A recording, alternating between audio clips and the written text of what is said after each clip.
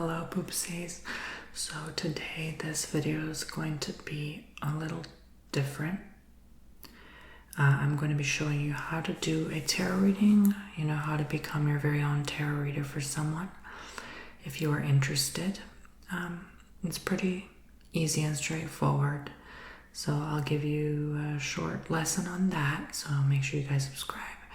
And if you'd like to book your own service like tarot reading from me, I offer that on the links below to TonyBomboni.com. And I also offer a tarot reading online course that you can purchase on my website as well if you'd like further information. Because today I'm not going to be talking about all the definitions of the cards. I'm just going to be talking about how to start off your tarot reading, basically, for the most part. So, with that said, let's jump right in.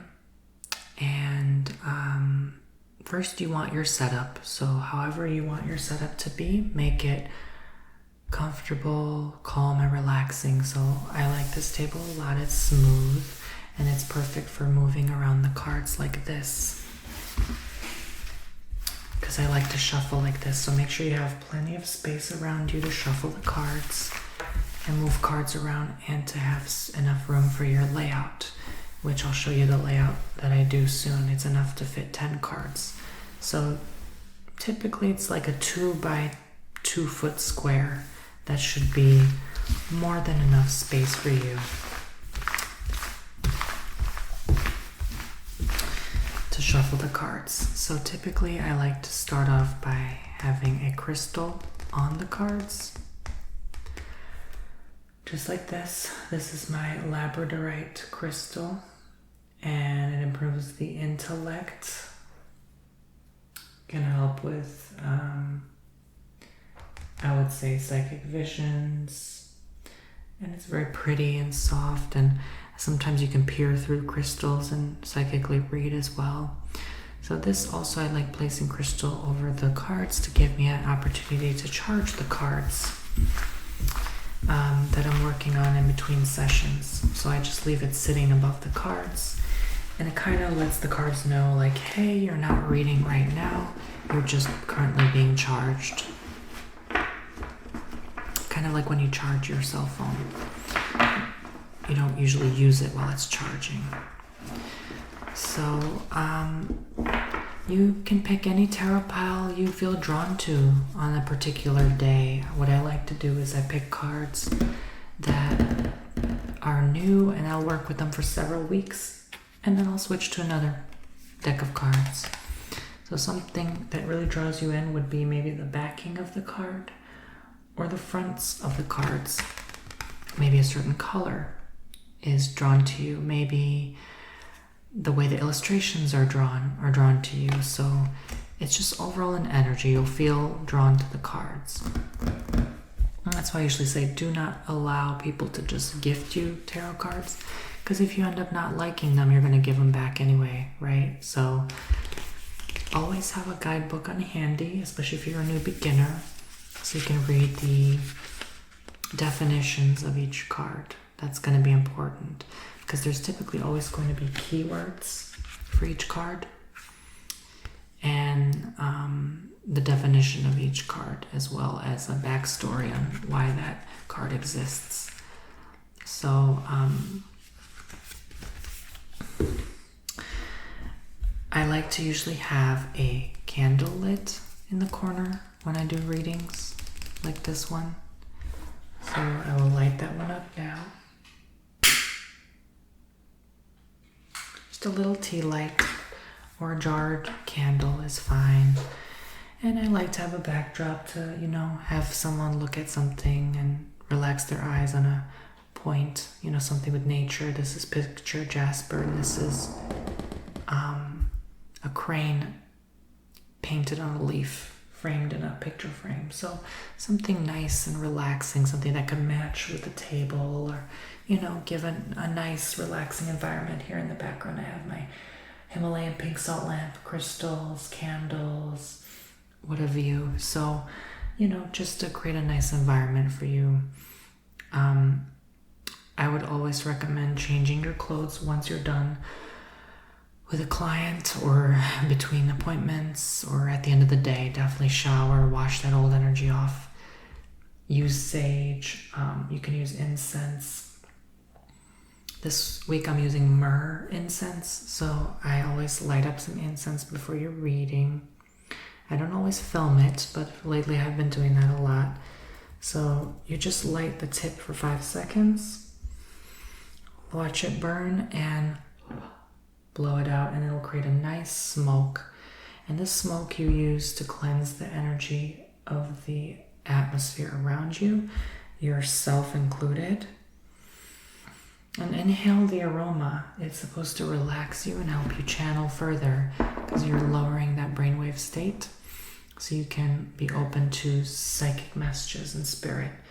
And I also cleanse the cards as well. I waft the smoke around the cards a few times to recharge them and cleanse the energy of any old readings from them as well.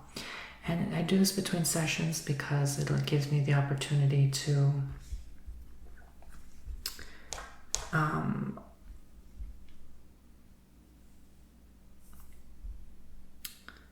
really remove all old emotions that I have been working on. Some sessions are emotional and you end up crying.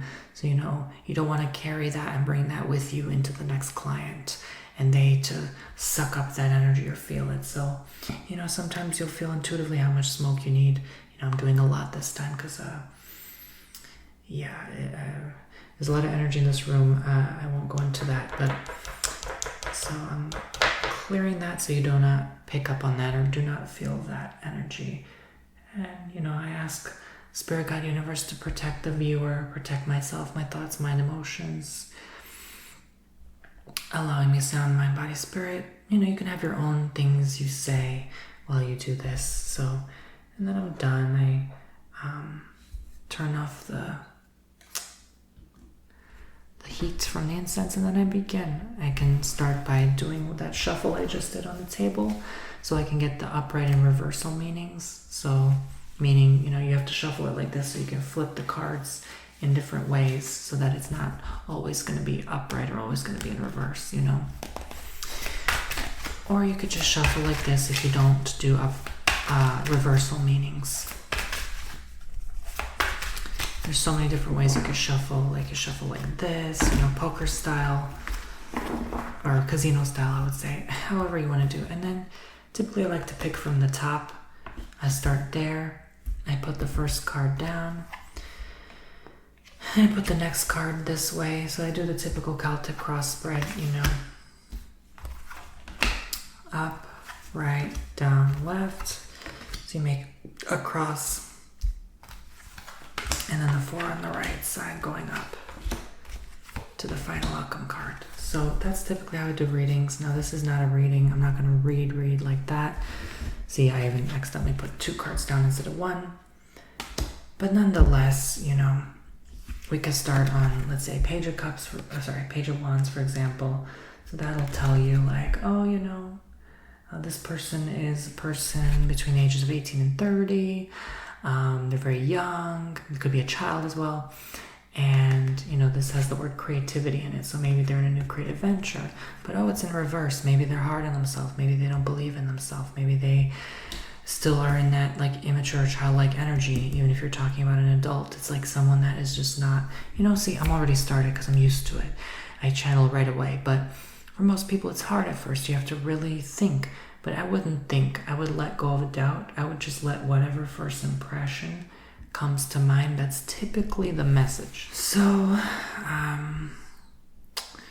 like I was saying, this is why it's so important to use things like sage or incense, because you're clearing all that old stuff so you can tune in and focus, because the session is always going to be about the client you're reading on.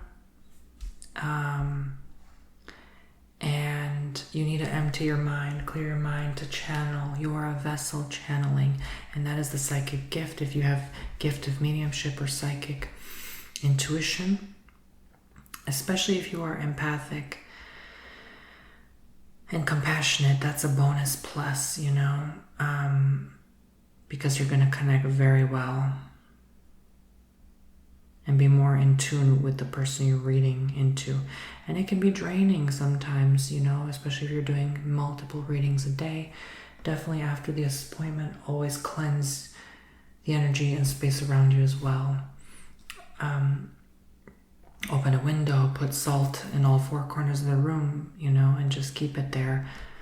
And then vacuum it up once you're done with the week, Anything that can help, even going outside, connecting with nature, grounding your feet on the earth, that will all help you. But remain calm while doing these readings. I know sometimes you can get excited and you can talk fast. Typically, I don't really watch those readers.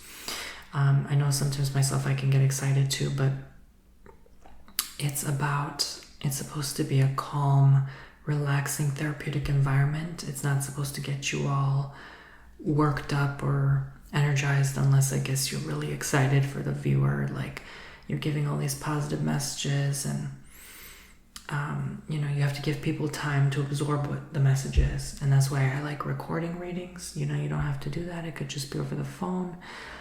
But it's nice to see a face to the name, right? So, yeah. And it doesn't always have to be positive. Don't stop worrying about that, Be real with people, It doesn't always have to be a good message. I don't listen to those readers typically either because I need to know what I need to know. I'm not here to just have my biscuit buttered, as they say.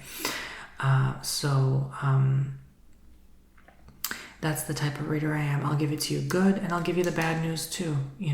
I will not only predict the future. A real good reader doesn't just predict the future. A good tarot reader gives you advice as well to avoid that bad future.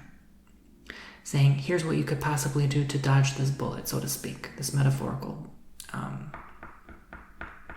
bullet. So, but when there's genuinely good news, give good news, and this way your mood is so important during a reading. That's why I say cleanse your energies, because sometimes you can give a biased or judgmental opinion based on your outlook on life. That has to go right out the door, right? When you do these, so you can give an accurate reading and an accurate perceived outlook on the future. What kind of readings? You can do anything. You can do from love to money to relationships to health, whatever. What's the year going to look like? You can even give general readings. Now, general readings will typically take longer because you have to find out what's going on first and who you're reading into, and then you give the message. That's why I usually recommend people give a question. Don't waste any time, right? A lot of times people do book a general reading because they just want to find out if you're accurate, but they're wasting your time, right? I'm not saying all people booking a general reading waste time. I'm just saying the best option is ask a question. You're going to get what you're looking for faster that way. And readings can typically help you solve a problem faster than a lot of other things, Tarot cards have been used for thousands of years. Hundreds of years to deliver people guidance. It's all started through playing cards. So sometimes I like to fan out cards like this and then pull 3 cards and see what's going on. And I just pull what draws me in. I don't really think too much on it. I personally believe the cards change while you're shuffling them. So like this card is the High Priestess now. But while you're shuffling them, that card no longer is the High Priestess. It could end up being the Six of Cups. I personally believe tarot has power to change while you're shuffling. So that card is not that card anymore. It changes to something else. At least I like to pretend it does. 7 of Wands, endurance. Angel of Ocean, healing. Star, hope. So someone's healing, someone's enduring through their healing journey, and there's hope at the end of this. Not that hard. You just, this way you need sometimes to work with cards like these that could just give you one word. All right. You can do past, present, and future. I like to do that as well. Or what's currently going on, what's stopping me, what's the block, what does the future look like after you release that block, or what's holding you back. There's so many different ways to go about it, and I always like to do the famous final outcome card. You know, Queen of the Ocean, Abundance. That's a good card to end on, and I always like to end on a positive note.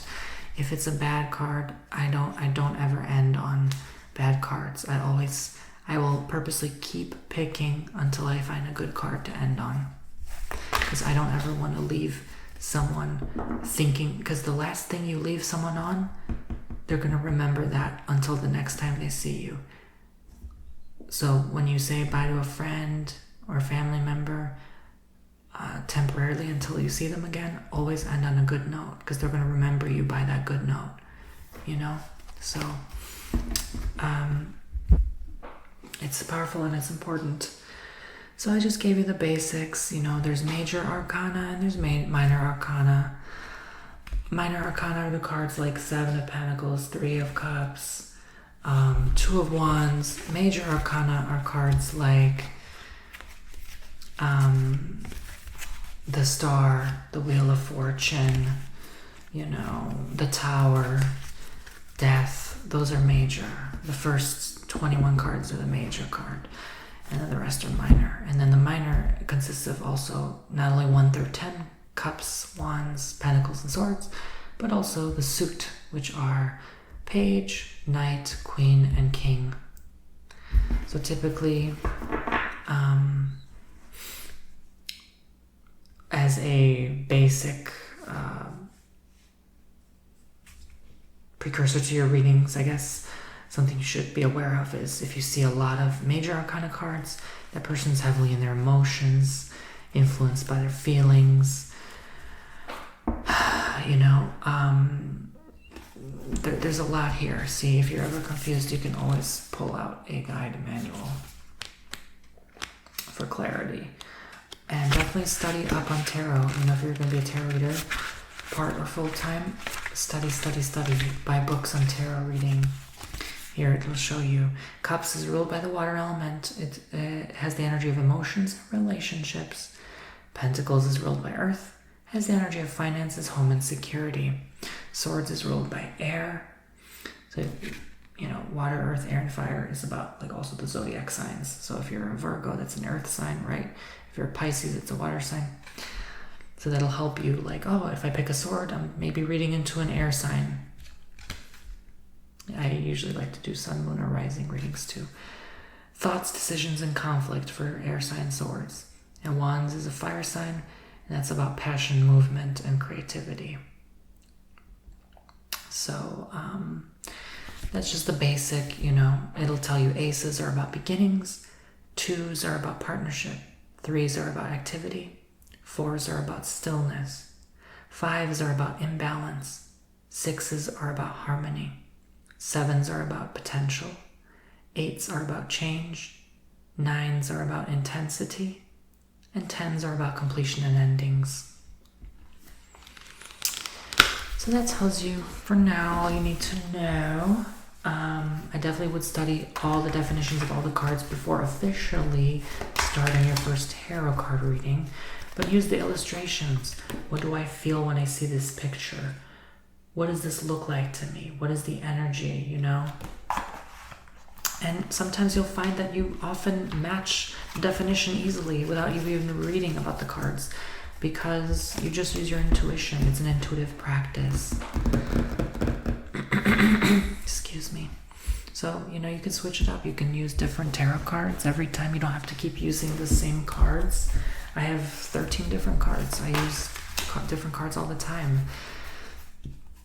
You know, you can do a pick a card. So you put, like, for example, 3 different cards after shuffling, and you tell them to pick one card, and then one card they pick. Again, we keep getting the star for some reason. It's because you're a star. Watashi wa star. So, yeah. So, you know, go with what works best, what makes you happy as the reader, and, you know, be open to feedback. Be open to hearing how clients respond to your readings. It's important for part of their healing journey, as well as your own, and sometimes you'll start to get emotional and cry, doing readings, because something will relate or resonate with you as well. So let that happen. Don't be afraid. I always recommend you have a lot of water near you. Hydrate. And take breaks between tarot readings to just give yourself some time to, release any feelings, or just clear your mind and detach from the last session. I'm going to be honest with you. The first 2-3 years I did this, it was very hard to detach from client sessions. Now I'm a pro at it. Like, it's not hard for me to just let go and forget what I just read about in like 2 seconds, literally. You have to just decide, I'm not going to take on and carry this person's issues with me. And it will take work, it will take a lot of practice. So this is why I recommend, going outside. It'll just wash that right off you. Like, right away, just go outside, listen to the birds, look at the trees, feel the wind on your skin. And wind is very cleansing as well. Drink some water. That'll wash down any emotions you're feeling. And once you're done, blow out the candle. That tells Spirit, God, Universe, I'm done with this appointment right now. This session is over. And smoke is very cleansing as well, too. So you can let that smoke simmer, as long as you're never under a fire alarm. I always recommend you do not sit under a fire alarm while doing these, okay? Some people like to gong a sound bowl before starting to, clear the old energies and help tune in to your gift. And that's okay. Your gift comes with time. Sometimes, honestly, your best bet is to just sit there and channel without cards. That's how you will actually grow that psychic muscle. And then you pull a card to confirm what you're feeling, and that will only reassure and reconfirm your truth. But it's important to hear from clients and get them to message you after a reading if they'd like to, if they're open and comfortable with sharing, is because when you hear that validation that it's not about you being right, but that you channeled what you were supposed to channel and the client got what they were supposed to hear, that's beautiful. And that's a connection that is what keeps them coming back and what builds that rapport for people to, continue booking and connecting with you through these readings. So I think I covered most everything today in terms of this. I thank you for watching, but I hope this helped maybe people interested in this line of duty, because it is a line of duty. It's people make careers out of this. They make a living, so and you're responsible to a lot of people after a while, And I've done about 3,000 appointments by now, so I think by now I know what I'm talking about. And this applies to anything else you do, Reiki healing, counseling, whatever you do. You can help a lot of people through this work. So just continue to stay grounded, center yourself, stay humble, and remember why you started this and why you did this work. And always try to connect and never lose that empathy or that compassion within you. That is the truest, greatest gift. So thank you guys for watching. I hope you enjoyed. Subscribe if you liked, and check me out on TonyBomboni.com. Like I said, I'll be here waiting for you. This is where I do your personal readings. So I look forward to hearing from you soon. Take care now. Bye.